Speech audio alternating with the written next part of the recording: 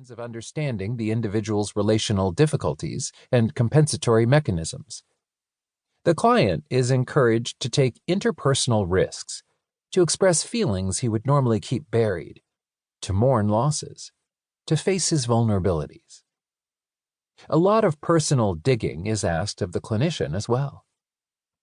One of the more dense chapters, Chapter 6, focuses on therapist countertransference.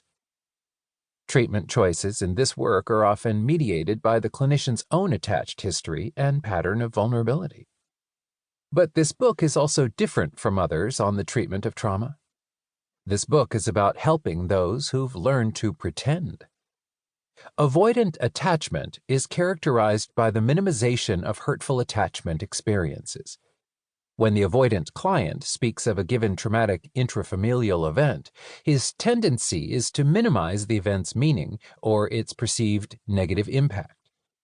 Painful stories are discussed in an emotionally detached, intellectualized manner, often rationalized in one way or another, or avoided altogether by focusing on other less threatening material. Having developed a worldview that others cannot be depended on, the individual tends toward a pattern of self-reliance and a view of self as independent, strong, and normal.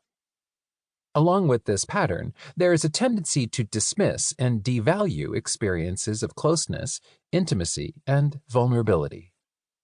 Given the tendency for clients in this population to be rather help-rejecting, the treatment approach emphasizes ways to facilitate client engagement. It is important to find points of entry and ways to make contact. Conversations that encourage the client to clarify his various motivations for treatment can help the individual engage in, value, and use the therapeutic process. Throughout this book, I include strategies on how to develop and maintain client engagement in the treatment. In our professional work, our biases tend to shape what we see. We're drawn toward clients and issues that touch a personal chord. My colleague of many years, C. Ward Struthers, has often described psychological research as psychological me-search. So I would be lying if I characterized my interest in this population as deriving entirely from clinical or academic work. My parents grew up in Budapest. When Hungary was occupied during the last year of World War II, my parents were just school-aged children. They were separated from their families and, having been given falsified papers, were able to spend several months in hiding. They only survived the Holocaust through a combination of extraordinary luck and the goodwill of a few non-Jewish relatives who had married into my parents' otherwise large Jewish families. For me, growing up as a child of Holocaust survivors meant hearing a lot of stories. Sometimes heartbreaking, always compelling, stories of the Holocaust were often recounted in my presence. It was only as a young adult that I came to realize that not all families with my background discussed their traumatic experiences of the Holocaust in the same way. Some shared their stories with their closest family members. Others did not. Some never, ever talked about it.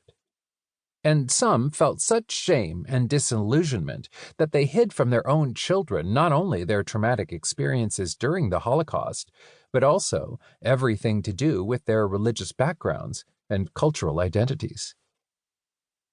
In a poignant and moving article by writer John Lawrence, the author described how his Hungarian father, who had been tortured in a forced labor camp, coped with his embitterment after the war by changing his nose and his Jewish-sounding surname.